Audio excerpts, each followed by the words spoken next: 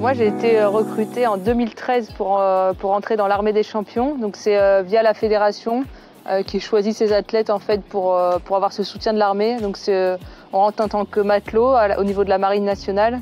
On intègre le bataillon de Joinville, donc là où tous sont regroupés tous les sportifs de haut niveau de l'armée. Et ensuite on a quand même toute la sécurité sociale, un salaire mensuel et puis le soutien de l'institution. Que ça soit une blessure, une grossesse, ils sont toujours là pour nous soutenir. Et en échange, il y a des valeurs communes, l'utilisation de notre image. Il y a pas mal de similitudes entre la vie de sportif et le monde militaire. Aujourd'hui, moi, je vis au quotidien les déplacements. J'ai de la chance, finalement, quand c'est 2 semaines, c'est assez long pour moi qui suis une maman, mais je pense aux militaires qui partent bien plus longtemps. Après, évidemment, il y a toute cette rigueur, cette capacité à travailler en équipe, de se dépasser pour l'autre, etc. Donc il y a vraiment beaucoup de choses en commun qui font que c'est un partenariat qui a tout son sens et qui est assez simple en fait.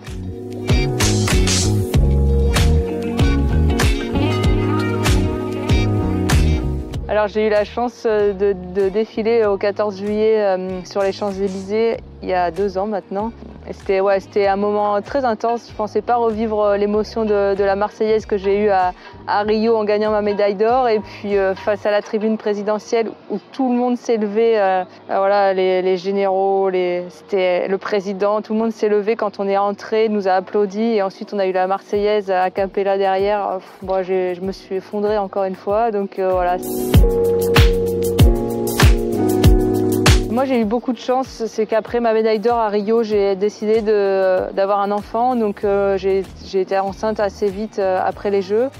Et j'étais déjà dans l'institution militaire et il n'y a pas eu j'ai eu le soutien à la fois de ma fédération et à la fois du bataillon de Joinville et du coup de la marine nationale, puisque j'ai bénéficié de mon salaire pendant toute cette période où j'avais ni compétition ni entraînement. Et ils étaient prêts à attendre mon retour pendant plus d'1 an. Donc c'était vraiment, j'ai pu vivre une grossesse très tranquille et en tout cas d'être sereine sur la suite, et ça c'était primordial pour mon projet Tokyo 2020.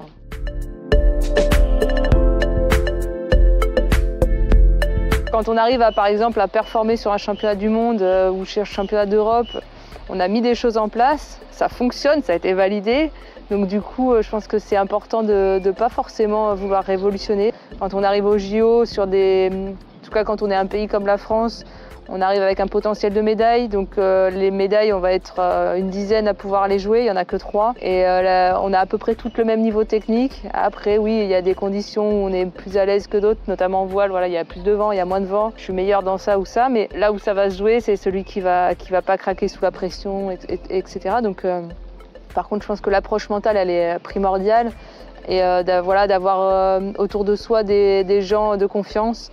Moi, je sais que mon entraîneur, avant mes 2 courses finales, savait mieux que moi que j'allais performer, dans le sens où moi, j'étais un peu pas sûre de moi, et lui, c'est bon, ça va le faire.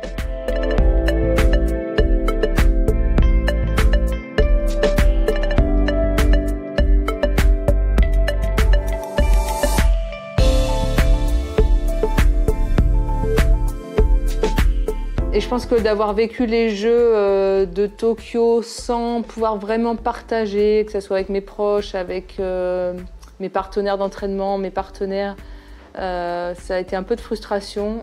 Et j'avais envie de partir sur quelque chose de nouveau où justement j'allais pouvoir être plus dans le partage. Donc en voile, il y a plusieurs disciplines et j'ai fait l'option de partir sur un duo, sur un bateau qui s'appelle le 49er FX, donc c'est pour les filles. C'est un bateau, moi j'avais jamais fait de bateau du tout, que de la planche à voile depuis que j'ai 10 ans.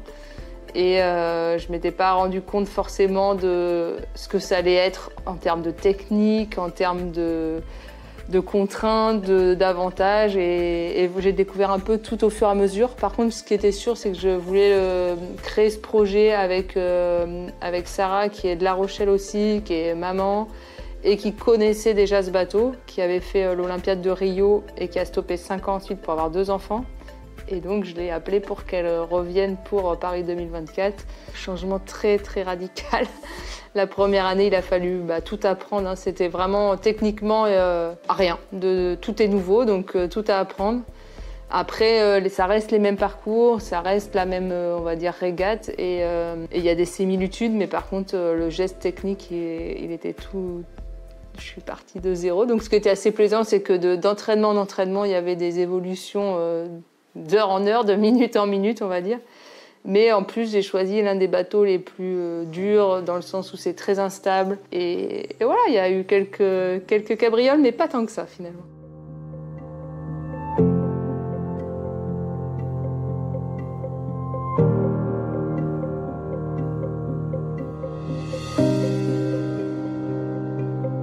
Je suis sortie complètement de ma zone de confort parce qu'à la base, je suis plutôt une introvertie. Sarah est plutôt extravertie. Donc voilà, on apprend à sortir de sa zone de confort et pour être mieux ensemble dans la performance. Et après, l'autre point où ça peut être un peu vu comme une contrainte, c'est qu'effectivement, dans l'aménagement, le planning, c'est toujours des discussions à deux, des concessions à faire.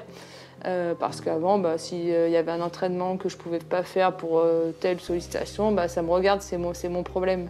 Là, aujourd'hui, j'embarque du monde avec moi. Donc voilà, même il y a des jours où tel stage, comment on le place, à quelle date, moi j'ai cet impératif, moi j'ai celui-là, comment on tranche, etc. Donc ouais, c'est pas du tout le même projet. Ouais.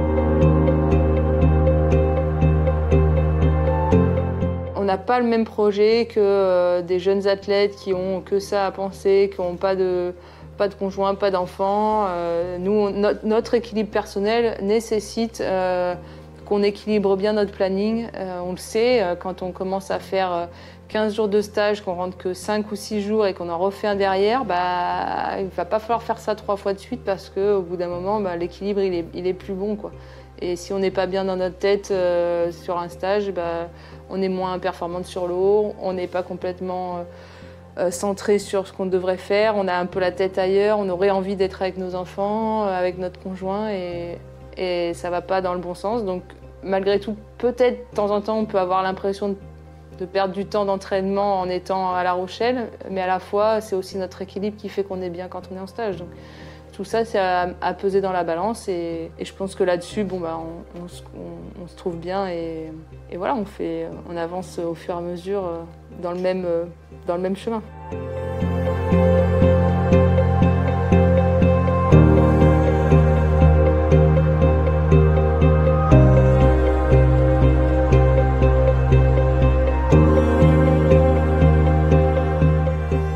Voilà, il y a une organisation à mettre en place au départ, notamment moi qui suis maman, voilà, de trouver le rythme pour la famille, moi j'ai beaucoup de déplacements, donc que tout le monde soit bien dans le projet. Plus on va s'approcher des Jeux, plus je vais être concentrée malgré tout sur moi, mais c'est aussi important d'avoir des moments où on peut déconnecter un peu et du coup d'être maman, ça facilite ça parce que la petite elle va vite te rappeler à l'ordre que tu es aussi une maman et que tout ne tourne pas autour des Jeux Olympiques. Et il y a le risque, on en parle beaucoup, mais du burn-out, c'est pas...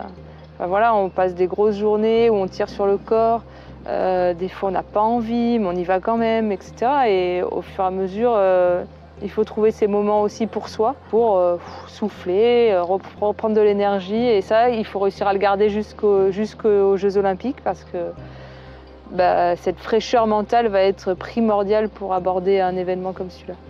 Donc pour Lou, c'est sûr que les périodes où moi je suis pas là, y a le manque de la maman, mais aussi le papa est pas très présent. Enfin en tout cas, il l'emmène tôt le matin, il la récupère tard le soir. Donc, mais elle a trouvé son rythme, elle est assez complice avec sa babysitter qui est même venue avec moi sur plusieurs stages. C'est encore au programme dans les prochains mois, donc ça c'est chouette. Mais dès son plus jeune âge, elle m'a accompagnée sur des séances, donc elle me voit depuis toute petite. Elle m'a accompagnée aussi dans des déplacements. Elle est venue en Australie avec son papa sur des championnats du monde. Là, elle commence à venir en stage avec moi quand j'arrive à me débrouiller avec la babysitter.